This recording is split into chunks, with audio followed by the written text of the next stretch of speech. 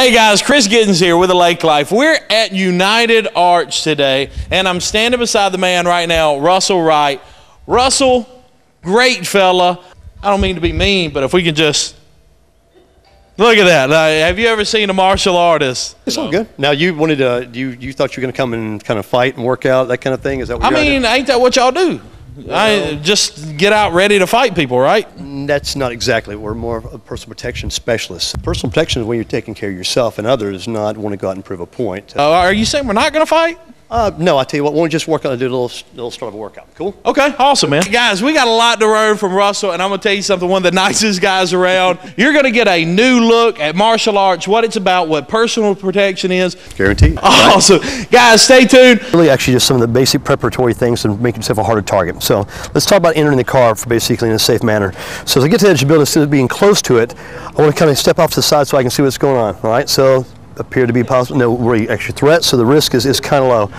So this point, I'm going to keep my eye on them as I'm still approaching the vehicle, see what's going on. I'm not taking my eyes off, but I'm just not looking directly. Now as I approach the vehicle, the first thing is, you're going to be my loved one, maybe the person that can't protect themselves, the child, etc. So as I get to the car, I'm going to hit double click, which basically opens both doors, right? All doors. As I get you my loved one in, as soon as I open the door, I hit lock again. So now if someone approaches from the other side, the door is already locked, they can't get in for a carjacking.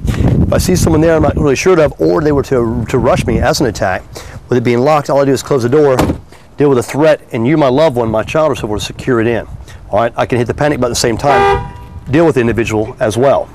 Everything's good, I continue to walk on, I still vector to make sure everything's good. This time I hit the button once. As I hit the button once, it only opens this door. I can still see him because I'm using reflective scanning off of that part of the window. I hit lock again, so at that moment, if he does go to rush at this moment, my defense is I get in my vehicle, and now I'm secure. Now, when I leave, it should be in the reverse of that.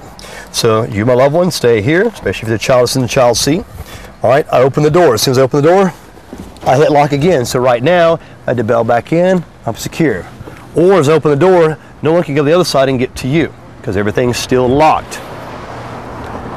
Doesn't mean he's a threat, it's just I got to keep my eye on him to make sure he doesn't become one. So now, double, it opens, back to hit lock again. So again, if I need to put you back in because there's a threat, everything's good.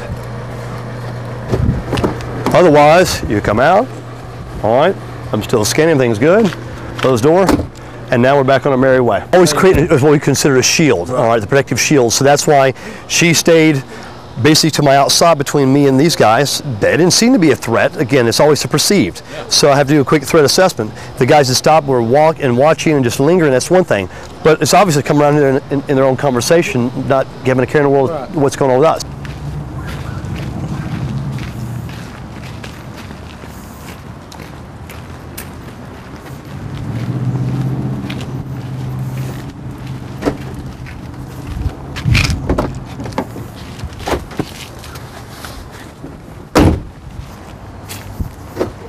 Hey, excuse me, bro. Hey, so relax. Back off, back off, back off, back off, back off. And I didn't have just enough time to immediately jump in the vehicle and secure myself. You caught me right perfectly, somewhere right between. So at that point, it was easy for me to close my door, made that decision, keep them secure, right, and dealt with you directly. Hey guys, so got a little ice on my wrist. Fine, be just fine. No, really, and it did hurt. You know, it hurt for just a minute, but you know, there's not any lasting damage. It only took about 5 minutes for things were okay. Was that just because you were being nice to me, or is that? Well, it was actually the type of strategy we used in that technique there.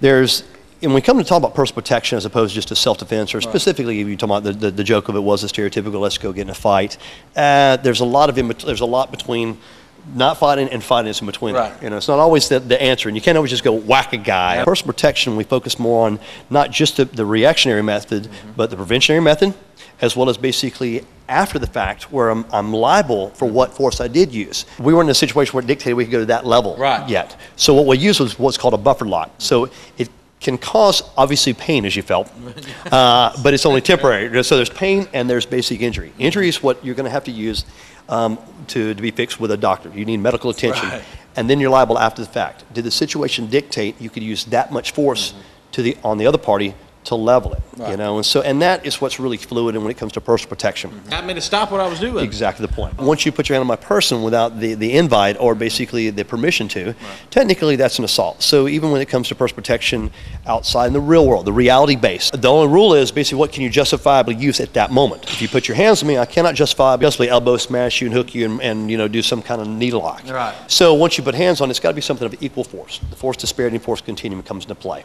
Absolutely. So you guys here at United Arts, you're actually showing when, where, why, how to avoid the initial confrontation at all. Absolutely. And then on top of that, you go through and show the liability from a side we don't usually think about. Once I've done it, now am I going to be held responsible and liable? Am I going to get sued for then When doing his it? lawyers come around. When it comes to personal protection, that's when there isn't a competition. That's when there's no rules. That's when basically now my personal self and someone else's life is in jeopardy. Right.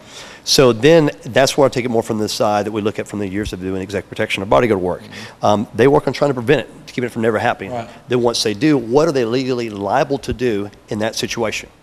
It's got to be a pretty crazy situation to dictate that I can use deadly force. Right. It's got to be that same level of force being dictated, or if you will, used against me. Well, while you mentioned deadly force and the real world and real experiences, that things that can happen in real life and make it applicable. Let's say that there's folks here in this area that I've heard, hey, I ain't worried about no boy coming to my house. I got a gun, you know.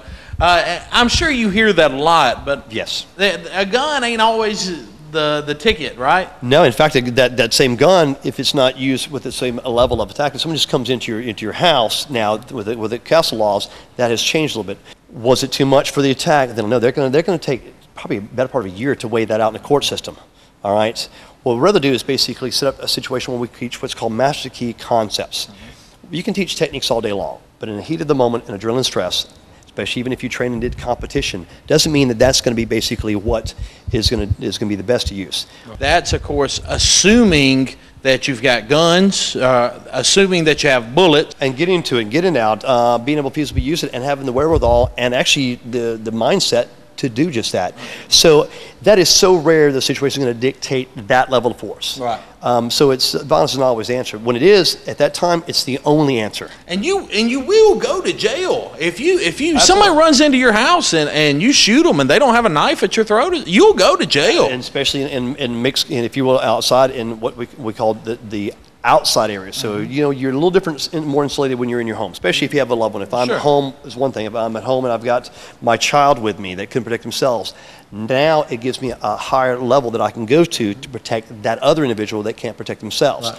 So these are always in flux depending on the situation. And the situation changes. It's, the situation we had a minute ago, if it had been just you being bigger, it's one thing. But if it had you and your buddy, or you pulled a weapon, then it went to a high level that I could use then the same level accordingly. Sure. So that's where I think a lot of people have been confused with that in the years because of being just karate. For me, it was very eye-opening to see how little I actually know, and I'm not a fighting guy, truth be told. And there wouldn't be a need for this if it didn't happen just like that, right? That's right. And usually when it does happen, it happens so quick, and there's no preparation of it all. It's not like in the movies where you hear the music in the background. Dun, dun, There's a stare off, and it doesn't work like that. What's a gentleman I worked with in the mill years ago said, remember, the guy that tells you he's going to shoot you ain't got to worry about it. The guy that squeezes off 3 or 4 rounds before he gets it out in level, that's the one you should worry about. Well, that's pretty profound. This guy wasn't even a combat guy. He was just a smart, good old gentleman, right? Yeah. I was like, well, that's pretty profound. And so often, with the guy that's going to tell you he's going to hit you, this and that, that's usually a build-up. Right. The guy that means it, you just been cold-cocked. Yeah, you don't so know. It's often a reading situation. Nowadays, people can just go off for just a look. Yeah. And so wearing the wrong T-shirt, man. Oh, absolutely. So we always say, learn to think tactical so you can live practical. Absolutely. It doesn't take much out of your day, but it's just being a little more aware. Sure.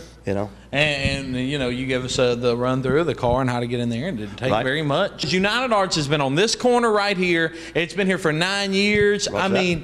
Everybody knows where it is. If you explain it to them, it's right over there next to the bridge. All those corner there. Yeah, all them crazy Alex City directs. Yeah. You've been here for 9 years. You've been a major part of this community for over 20 years. Oh, humbled by that. And a lot of people still have no. You know what I hear? Hey, yeah, I'm going to the United Arts to this video shoot. Oh, the karate place. No, they're not a karate place. I'm not saying you don't know karate. Yeah. That's just one aspect, yeah. It's like one of the crayons, so to say, in the box. Yes.